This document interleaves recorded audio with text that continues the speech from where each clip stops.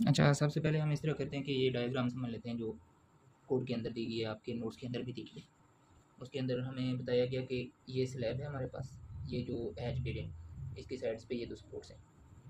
इन supports के corner से corner जो हमारे पास लेंथ है वो एल एन, और इसके सेंटर टू सेंटर जो हमारे पास लेंथ है वो एल होगी। ठीक है। और इस स्लैब की जो थिकनेस है उसको हम शो करते हैं डी एस से, डेप्थ ऑफ स्लैब। और इसके अलावा जो इफेक्टिव स्पैन हमारे पास होता है, इसके लिए दो कंडीशंस होती हैं। इन दोनों कंडीशंस में से जो मिनिमम वैल्यू होगी वो हम लेंगे।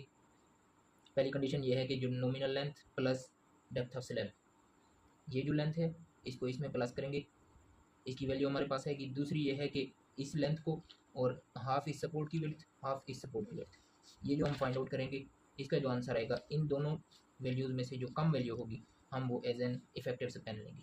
ठीक है। अब हम समझ लेते हैं अपने क्वेश्चन को। इसके अंदर हमें गिवन है कि ऑफिस बिल्डिंग है, वन वे स्लैब है, उसके अंदर supported by beams of width 300 mm। मतलब सपोर्ट की हमारे पास जो विड्थ है वो 300 है, और कैलकुलेशन कुछ ऑलरेडी हुई हुई है, हमने सिर्फ deflection and at end slab, deflection find करनी है एट एंड स्लैब। और टोटल डिफ्लेक्शन लिमिट जो हमारे पास गिवन गई है, दी गई है, वो इफेक्टिव स्पैन को 500 पे डिवाइड करना है। तो वो जो वैल्यू होगी उससे ज़्यादा हमारे पास डिफ्लेक्शन नहीं आनी चाहिए। ठीक है। और कंक्रीट का ग्रेड हमारे पास 32 हो गया। ये गिवन डाटा मैं आपको लिस्ट करवा देता हूँ।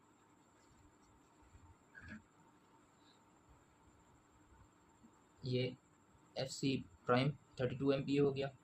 डेड लोड हमारे पास हो गया 3.75, लाइव लोड हो गया 3 kPa, क्लियर स्पैन हो गया 2 मीटर, और टोटल डेप्थ ऑफ स्लैब 150।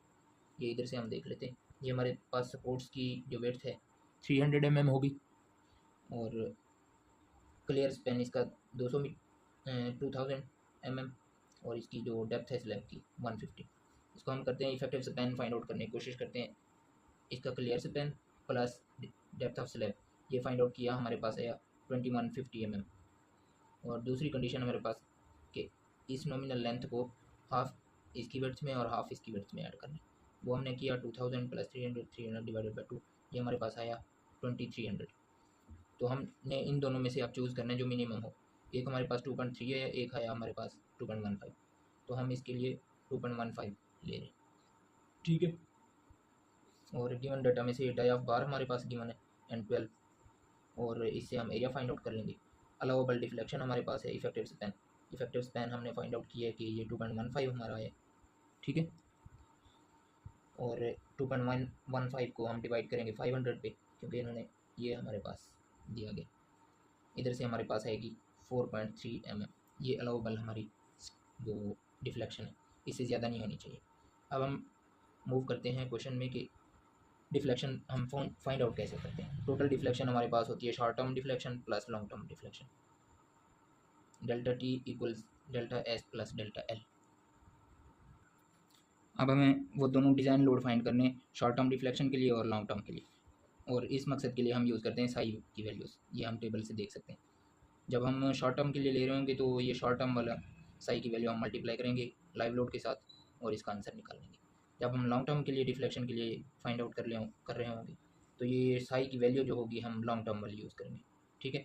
इससे हमारे पास design load for short term, design load for long term, ये आ जाएगा।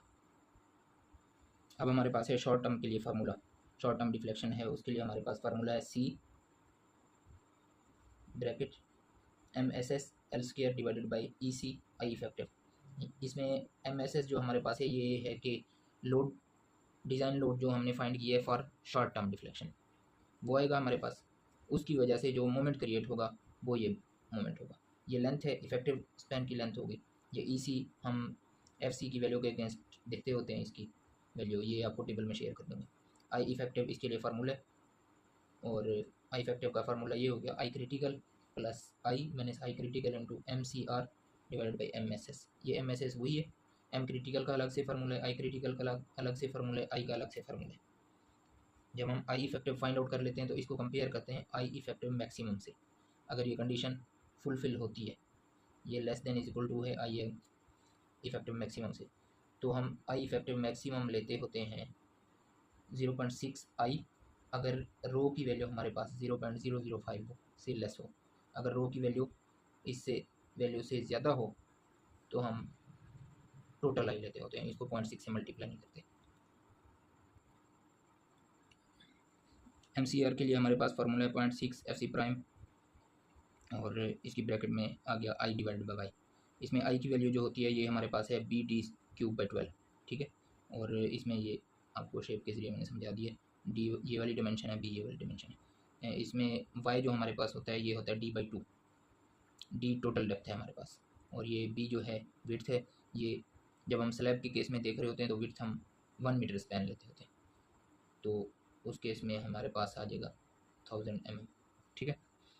और आई क्रिटिकल का फार्मूला है, फिर आई क्रिटिकल में 1/3 BDN³ प्लस NAST हम फाइंड आउट करेंगे एरिया ऑफ स्टील, वो डाई ऑफ बार्स जो दिया गया, जितनी टोटल बार्स होंगी उस हिसाब से फाइंड आउट कर लेंगे। और इसमें B की वैल्यू भी सेम 1000।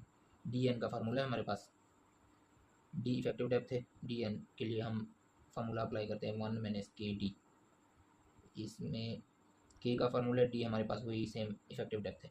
K के लिए हमारे पास होना चाहिए रो n, ये फार्मूला पूरा पुट करना है, K = रो n होल स्क्वायर प्लस 2 रो n, इस टोटल का स्क्वायर रूट है हमारे पास, माइनस रो n है। अब रो का फार्मूला क्या है, area of steel divided by BD, वही 1000 mm, और इफेक्टिव डेप्थ। E हमारे पास है modulus of elasticity of steel, modulus of elasticity concrete की। स्टील वाली हमारे पास 200 GPa होती है, और दूसरी जो EC है ये हम against FC value find out कर लेते होते हैं, ठीक है।